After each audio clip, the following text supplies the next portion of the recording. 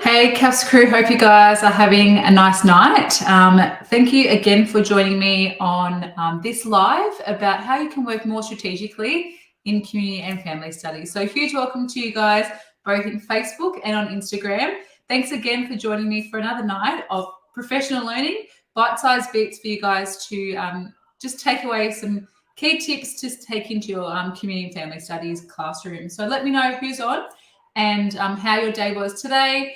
I know that you guys, again, are feeling the pinch with reports and quite a few things happening in the background. So thanks for joining and letting me come to you live tonight. So tonight is all about how we can be more strategic in our classroom. And if you followed me for a long time, you would know what that looks like and some things I've been getting my soapbox about a little bit, but also sharing with you guys. Hey Liliana, nice to see you again. So what I'd really love to unpack tonight are some key strategies that I've used in the best part of my career to really set my students up for success, but also to protect my time and wellbeing, to make sure that what I was doing was purposeful.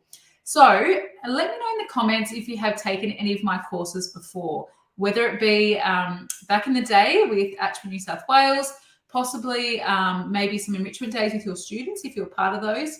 On the early days. I am live on Facebook and on Instagram, so you can see me from both parts. And if you would like to jump in and let me know where you're calling from, that'd be awesome. But let me know in the comments as well if you have been part of any of my courses or any of my PL before. So just type yes and let me know, because I'd really love for us to unpack some of those things that you've heard me say time and time again. So let's see if we can kind of predict some of those things, because I think there are some key things, some key messages inside those that I've been trying to advocate, trying to share with you guys across New South Wales for quite some time now.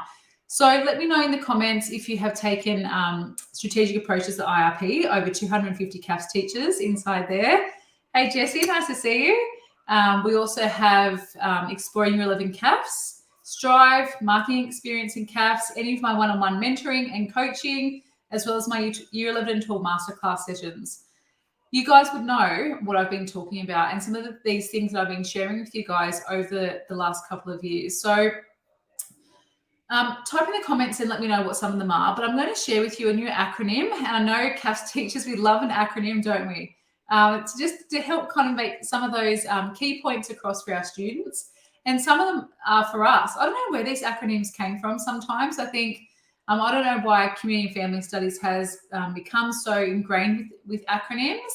And look, as I say to everybody, there's no right or wrong. Like, they're just a way. They're just a memory tool, a memory aid to help our students remember some of this content or some of these ideas. Some of them that I've developed over the years, especially recently in the Learning Network, have been for you guys to be able to use some of these in your own practice, with your own pedagogy, and use not just in CAFS, but also across your other courses as well. So get ready for this one. Grab a pen if you're taking some notes tonight. This one is called Build. So not that fancy, but I always say to people that there's always a method to my madness. And some of you guys have worked with me, whether it be in any of my sessions or coaching, mentoring, inside the CAFS Collective, my membership, or in the classroom. If you've been a colleague of mine, you would know that there's always a reason for doing what I do. So this one's called Build. And these kind of stem from some of the things that I've done over the last 18 years in my CAFS classroom. So I was a CAFS teacher since 2004, fresh-faced 22-year-old, thrown a syllabus in a textbook. And I really loved teaching CAFS back in the day. And I still obviously love teaching you guys, but I love being in the classroom. It's my happy place. But I was given Year 11 class that first year. And then back to back for the best part of 14 years, I was given Year 11 and Year 12, Year 11 and Year 12. And the great thing about that was that I got to really hone my practice. I got to really see what it took to really improve what my students were doing. So that was a great thing. But also being part of professional learning for the best part of 12 years, part of enrichment days, HSC enrichment days, and then obviously inside the Learning Network, doing all those things as well, and starting my own master classes via Zoom or in school. So some of these tried and tested strategies in Build come from those. So the first one is to build strength build and strengthen relationships with our students. I've said this before, and I'll say it again. You could be the most amazing teacher in the world, have the best pedagogy in the world, have the greatest technology and tools and tips up your sleeve. But if you can't connect with your students, you've got no hope. And I've seen it. I've seen it firsthand with people I've worked with as a colleague, as a CAFS colleague, but also people I've been able to mentor, that if you can't connect with your kids, they're not going to kind of come to the party. They're not going to work with you. So what we can really do in our classroom is build on that community. And I'll probably say until, CAFS is no longer a syllabus, or even, good teaching is about connecting with our students. And we see it in our own children. I know for my daughter this year, she's absolutely thriving in year 6. So she's in year 7 next year in high school, which just blows my mind.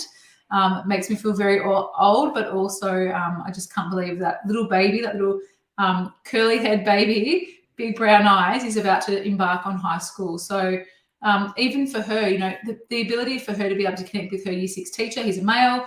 For some reason, CAFS gets along with males.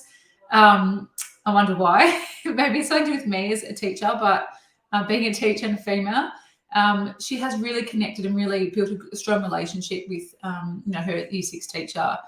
And, we see it time and time again, don't we? Those connections that we build across our classrooms is based on those strong relationships with our students. Hey there, Georgia. Thank you so much for sharing. Georgia just has said she's a pre-service teacher and watched a lot of your videos. So thank you for sharing. My absolute pleasure. Hey, Nick, nice to see you too. So I think those relationships are really strong. It's like teaching 101, Georgia, you get the relationships right. If you build those connections with them, they're going to work with you. They're going to work for you.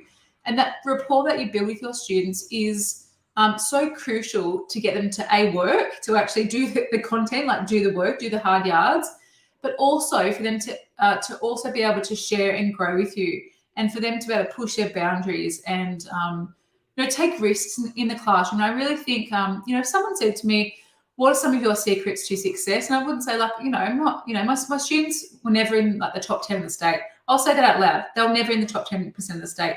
We had a 3rd place one year. But one of our colleagues was taking the class, and it was his first time teaching. His student was absolutely phenomenal. She came 3rd in the state. But, we've had a lot of really good results, strong band 4, 5s and 6s, especially the 5s and 6s, because I think it stemmed from being consistent, but also building those strong relationships with our kids. And if you had that strong connection right, they're going to pretty much do whatever you want them to do within reason. But you can kind of mold them, and you can watch them grow and flourish in your classroom. Along with that, in a practical sense, what that might look like, and I shared this with my CAFS Collective members, is that you can start to do some team building activities. And I kind of always had the analogy that my classroom was like my team. Those of you guys who are PE teachers, you would resonate with this.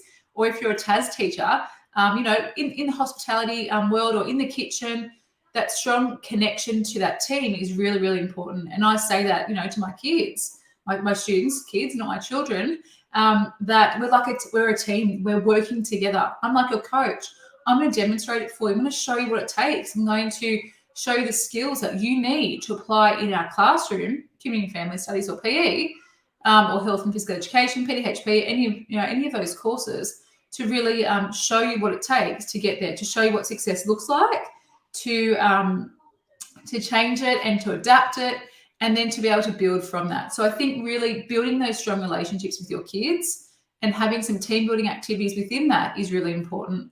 Something I also share with our CAFS Collective members is that that strong connection as a team is really important, especially for HSC results.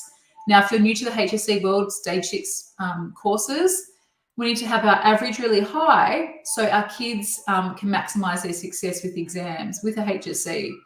Really high average, then it's, less spread of marks that goes across the cohort. So it's really important that we actually have that strong connection with the students themselves, because they work together. I remember back in 17, before we moved to the Central Coast, I had a really lovely group of girls. It was probably one of my I had them in year 11, but it was a job share. So Christy, Lisa and I were job sharing. We both had young families at the time. and we job shared for a few years together, which was really great. My best friend, maid of honour kind of was, we were job sharing together. But at Nagel, we had this really beautiful group of girls, and something just clicked with that class. But I think it was because we built those strong connections with them together. And part of the recipe to success with that was actually getting the kids to sit in cooperative learning groups. And look, cooperative learning groups for me goes back to 2004 when I first started teaching. It was just part of my practice. So just little things that you guys can do along the way to help build that strong connection with your students. Georgia, you've mentioned that your son has a high level of ASD and ADHD, and his teacher always tells me it isn't really about his marks, it's about his wellbeing relationships that come first. Yeah, that's awesome. I'm so glad that resonated with you. I think it is about that. It is very much, we can push the kids and their results, but at the end of the day, they're still, young people. Supporting them and their wellbeing is our number one priority. Okay, let's go back to build. So our acronym is build. So we had B. So B was build and strengthen relationships. U is understand how they learn. And I think that's great, Georgia, that you mentioned that, because, again, you have so many beautiful people sitting in front of you, but they're all going to learn in different ways. They all have different strengths and weaknesses and challenges and needs that we need to kind of, differentiate our teaching towards. So if you've heard my podcast on differentiation with, I think it's called maybe either creating or building a holistic classroom with Ange Lockwood, who's an OT, occupational therapist for over 20 years. Really great episode. And I still have goosebumps, and I kind of sometimes listen back onto some of these episodes. I think it's good for me to listen back to what I'm saying, to make sure I'm kind of hitting the mark. But Ange spoke about that you need to cater to how the kids are in front of you. Are they on a plan? Do they, who's living at home for them? Do they have some, special needs? Do they have, are they a gifted and talented student? Are we pushing them in that way? Are they, part of the talented development program? What's going on for that student? So we can kind of tweak and change our teaching and learning to help suit them. And I think to understand how they learn best, look, inside the CAFS Collective, I've shared with some of our members what that might look like. So doing like a, beginning of the year checklist kind of thing, that type of thing. Hey, Dave, nice to see you. Starting from the beginning, that checklist to see how the kids, what their strengths are, how they learn. And I think that's great to do that, to get the kids their feedback, for us to kind of tweak and change. And, we can kind of do it on the hop in the classroom. You can kind of, you might be mid-sentence or you might be mid-activity and go, oh, hang on, this isn't actually, this is missing the mark a little bit. So you can kind of change a little bit. But working with your students and where they are right now on their journey is really important. You guys probably have heard it before, but I love formative assessment. It's my second baby to CAFS. And I could literally have a whole business around formative assessment. And there's something sneaky coming out hopefully this year if I actually get to finish it. A book that I'm writing about formative assessment in health and physical education. So I'm going to make it myself accountable by saying that out loud to you guys. But look, formative assessment is really important. And I think it really gives us that bridge, that gap to kind of go, okay, where are my kids kind of going? What do I need to do to help them get there? And what are their needs? What are their, what are their strengths? How do I need to differentiate in my classroom to help suit those needs? And having variety is really great. So something I shared with our CAFS Collective members was a little bit of a tic-tac-toe. So the kids have a bit of a choice in their learning. So they can kind of go, okay, this is like a mandatory activity. I want all of you guys to be able to do, I want you to watch this clip because it has some really powerful messages in here. And I want you to answer this series of questions. And then you have a choice about how you can show me that you've learned that content. And I created a really great, like a template inside Google Slide during COVID that was all clickable. If you head over to Casey Bell, Shake Up Learning, Casey Bell, not related to me, another Bell, but she's a Texan. She shares a really great template that our students can use and that we can adapt to that. So you kind of set it up on Google Slides and each of the links are clickable. And once you kind of click into that link, it kind of then sends the kids to slide 5. So if there's an activity, slide 5, that's the activity that they might do. We know that the power of Google, that Google Classroom makes a copy of those slides for the kids. The kids can then submit their work in that Google slide. game changer. Like having that choice for the kids is also really important. Just wanted to throw that little one in there as well. Okay, so back to build. We're on I. So I stands for involve them in the learning. And that kind of like, you think, hang on, doesn't that go without saying? Aren't we doing that as teachers? Aren't we actually working with the people in front of us? And I think some of us have forgotten that. Not you guys, because you guys have been listening to me. You guys are my star CAFS students, but CAFS teachers, students/teachers. But a lot of our teachers who might not be open to this are still kind of like throwing down a textbook on the desk, saying, all right, we're going to copy page, 5 to 15 today. That's their lesson. Or you kind of, I remember I was relieving head teacher PE, but also instructional leader at a school. And I walked past a number of classrooms, senior classrooms, and literally every day, because I had the same kind of route, walk up to your class and back down again. And I saw textbooks sitting on their desk every day. The teacher was ready to go, and that was their lesson. And that kind of, to me, I don't know, like I think, don't our kids deserve a bit more? And I know textbook work, but, it has to be in there somewhere.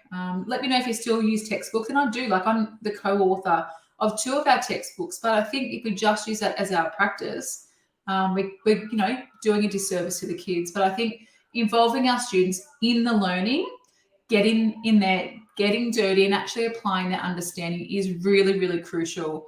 And I think the biggest takeaway that you can take from tonight, but also over the next week when you listen to me in our sessions, our live sessions like this, and tomorrow night in our webinar, we'll talk about application as being a crucial aspect of improving student results, improving student understanding and success in our course.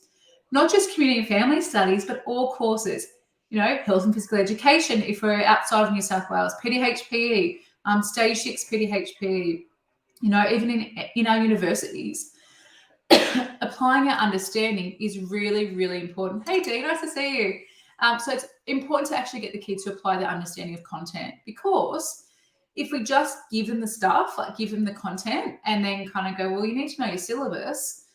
Let's rote learn it. Like, do you know it off by heart? Do you know these acronyms? Like, she sees. Do you know PIPs? Do you know, come in parenting and caring? Do you know run far is my acronym to remember writing, but that's kind of part of it. Can they remember all these different acronyms? But they need to be able to apply it again and again and again.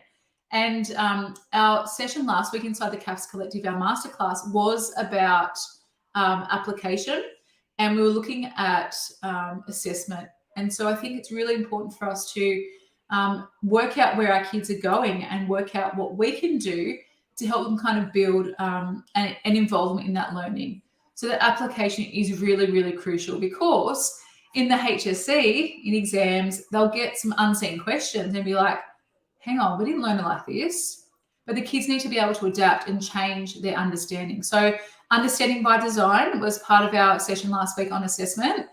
And if you haven't followed any of the work of Wiggins and McTighe, I think I'm pronouncing that right, McTighe, awesome, really great resource to help look for the big picture. And I think that's part of my recipe to success, or part of this idea about working more strategically in CAFS and in any course, is to work out what's the big picture, where do I need to get my kids to, what's the big theme of this lesson of our course.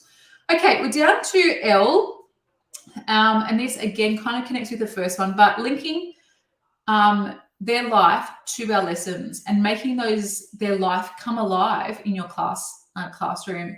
Again, I mentioned a little bit about this last night, but if the kids say, I don't know, live in a blended family situation, bringing that up in the class and saying, hey, you might say, for example, a young person who's living in a blended family, they can kind of see themselves in that example and go, oh yeah, that's me. Like is Miss talking about me, or is Sir talking about me intentionally? I don't know. But they see themselves in their discussions and can kind of go, all right, well, this is practical. This is relevant. This is really kind of, a course about life. So they can use that in their examples, and they can kind of then unpack that with particular scenarios or case studies. This evening, just before I jumped on, I got a really lovely message from one of our CAFS Collective members. Dom is working at OLMC, and he said that his biggest light bulb moment inside the CAFS Collective was what I call suave. And suave is just about examples, so specific, unique, applied, varied, and tell me what the last E is, guys, if I have forgotten, maybe explicit examples. And he loved that idea, and he said that that's really had a great connection with his CAFS crew, his CAFS girls at OLMC, because he can then go, well, how do I apply that? How do they apply that understanding to this situation or this scenario or this, case study that we're looking at? And I think really bringing our classrooms to life in that way, the kids kind of see that it's beyond the syllabus, it's beyond the textbooks we have, it's beyond the resource that we might kind of grab from me of one of my the Learning Network resources, or that we've developed ourselves. Our classroom really gets open beyond the walls. Again, another bit of a mention of Kell Bell. She talks about that in her book, Shake Up Learning. Again, really, really awesome read, very easy read, lots of practical strategies. She's really big on technology, but in her book, Shake Up Learning, she talks about beyond the walls, beyond the classroom, bringing our class to life, because it's pretty boring if we just talk content, if we just talk shop the whole time. Bringing our classroom to life with discussion and activities and application and getting the kids involved in that learning is really, really crucial. So if you can kind of, at the beginning of the year, I often do a few little things, and I've shared these inside the CAFS Collective in our playbook, but some introductory activities about, who the students are, their strengths and weaknesses, what their goals are for the year, maybe about like who's in their family. So you can kind of start weaving some of these situations into your class. Many kids will open up to you. I don't know if they're as good as what they used to be. Many of my students would literally tell me everything, especially working in an all-girls school. I was also a pastoral coordinator for about 4 years, and they knew that. So that they would come to me about things. I'm like, I don't know, you guys, I know you should be telling me this, but that's what they did. That I loved that. They opened up to me. They, shared some things with me. And I thought, well, I need to get you some help with our counsellor, or let's have a chat about it together. But I think learning as much as you can about their life, about their family dynamics, about where they reside, like where they live. If you're working, I'm going to use Blacktown as an example. I worked there for 14 years. So, Blacktown, we had, students who came from Prospect and St Mary's and Mount Druitt and Seven Hills, Kings Langley, all those sort of areas are kind of new, because I was close to the area, luckily, not too close though. I kind of knew the dynamics, and I knew what was happening in our community. Again, bringing that stuff to life too. So thinking about types of services, bringing those to life in your CAFS classroom is a great way. Types of support in both parenting and caring, and resource management, and maybe in families and communities, another little good connection. But bringing all those things to life allows your students to feel like they're part of the class without it kind of being foreign content or foreign information. Anyway, quite a few different things that you guys can kind of take away with that. Okay, the last one is really basic. So George, you'd probably love this. And this is kind of like, again, classroom management 101 or classroom strategy 101, but having really consistent routines. And I don't mean being like, a bit of a Hitler or being a Nazi about it and kind of, saying we're doing this, and this, but having expectations that the students know what to expect of you as their educator, as their teacher, as the giver of all knowledge, bearer of all knowledge, but also their coach in the classroom, that they kind of know what to expect. So that this can kind of stem with lots of different things. So inside the CAFS Collective, I kind of have shared with our members a bit of like a recipe to like an ideal lesson. Many of you guys, you haven't taught CAFS before, you're not really sure. You kind of say to me, Kell, like, what would an ideal lesson look like in CAFS? And I'm like, well, that's a great question. Let me think about it. But I then came up with this menu of what it would really look like. And if you've done Strive before, type in the comments if you've done Strive, you've taken Strive before, and let me know if you're a Striver, because you guys will probably remember this one. But just working out like a best approach to the classroom and bringing that to life. So something I share inside that is really about having a hook. First of all, having a hook to bring the kids in. Again, that consistency across your lesson is really important. We're going to have a hook. We're then going to have a bit of content, a bit of, chalk and talk, or, we might have some notes that we need to take, or read the notes and summarize it, or whatever. We need to learn the content. We need to know the basics of the content. Heavy application in the course. And then we need to test the kids' understanding through formative assessment, obviously, checking their understanding. And then application to skills through exam questions or scenarios, case studies. Again, that application, that those unseen kind of scenarios or situations that are kind of happening. Consistent routines also are things around, highlighting our syllabus, coding our syllabus, using Run Far without breaking down of our question. If you haven't heard of Run Far before, you can head over to learnnet.com. So many resources on there, some freebies for you guys, but we definitely cover that inside the CAFS Collective. Peer, what that looks like, sitting in a seating plan with cooperative learning groups. What else did I jot down the Savo? Glue annotation, which is my acronym to kind of break down a response, and then the language to use for the glossary of keywords. Again, these are all little things that all together really make it more strategic in our classroom, to have a bit of a method to your madness, or a bit of a strategic approach, a purposeful intention behind what we're doing. And if you joined our live last night with Courtney Pursehouse, our beautiful CAFS member, you would have heard that she one of the things that she really resonated with a lot, and a bit of a light bulb moment for her, even, prior to kind of taking the CAFS Collective, was that really purposeful connection, that meaningful application of all of our content. So look, a very big takeaway for her. And I think Dom also mentioned it to me in his little video, as that I'm going to use as part of the CAFS Collective. So to recap, we have 5 main things that are going to make us more strategic in CAFS, but also in our other courses. So build and strengthen relationships, understand how our kids learn and involve them in that learning. That was you and I together. Link your lessons to their life. So when you're creating lessons, kind of go, what's the big picture? How am I going to involve the kids, and really bring that to life in your classroom? And the last one is developing consistent routines. And that's just not like classroom management 101 stuff, but also going, okay, in CAFS, this is what we do. In CAFS, we come in, we sit down, we get our stuff sorted, we get our syllabus, learn about Learn 2, having clear learning intention, success criteria. Again, a bit of a bonus inside the CAFS Collective for all of our course. And then we know that with our glossary of keyword, we do this. With Peel, we do this. With Glue, we do this, etc., etc., etc.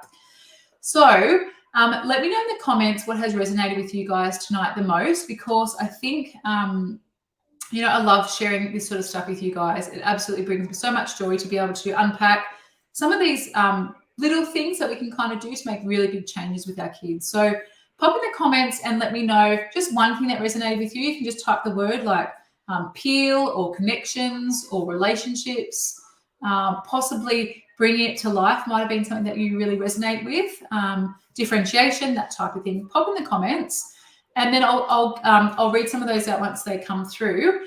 And while you guys are doing that, you guys know, you've probably seen my face everywhere. I'm going to say sorry, not sorry, but only a couple of times a year I get to share what I have to offer. So the CAFS Collective doors are wide open, and we're looking for mid-year intake with lots of beautiful new CAFS members. So the CAFS membership is an annual membership where it's rolling. You'll have access for 12 months. Schools have paid annually, but also this time around, I'm also offering a 6-month membership, especially for those schools or those teachers who only have the rest of year 12 to go. They're not really sure what's happening next year. So that's an option there for you as well. Hey, Court, we was talking about you, all good things. And so there's 2 options for you guys, 3 options really. So the annual membership is $450, and then mid-year intake is for 6 months is $297 if the school's going to pay that upfront. But we also have a whole group of other CAFS teachers who their school has kind of said, no, we're not offering any professional learning, or budget's done, and they've signed up for themselves as a $49 a month fee. So again, if you'd like to learn more about the CAFS Collective, it is a CAFS membership for you guys, but as you've probably kind of seen and heard tonight, we just don't cover CAFS. We cover some really big things that are in education that will make a really big difference with your career and also your learning. So the learnnet.com/collective is where you can head. But please send me a DM. Those of you guys on Insta and Facebook, send me a DM and let me know if you have any questions about it. I've developed like a one-pager, like a one-page sheet for your school. You can throw that under their face or across their desk and say, hey, I'd really like to be part of this.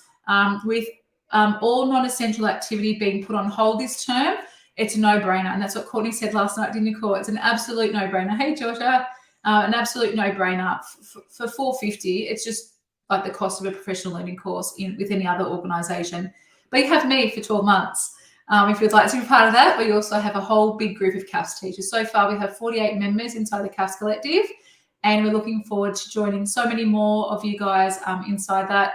But again, like I said, you can head over to learnet.com/collective, have a little read, let us know if you have any questions. But it includes, obviously, the membership, the masterclass sessions with me, guest experts that I have connected, obviously, across my career, and will continue to do that and to build that.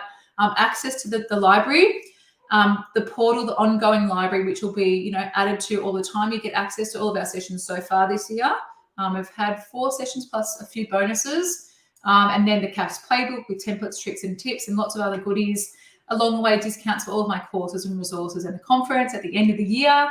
As part of the membership, you also access the conference, like your reserve seat there, but we're also having a very special VIP dinner here on the Central Coast in Kilcare, which, if you've seen my photos, it's an absolute magic place and you'll absolutely love it. So thanks so much for tonight, guys. I've really enjoyed engaging with you, and thank you so much for your comments.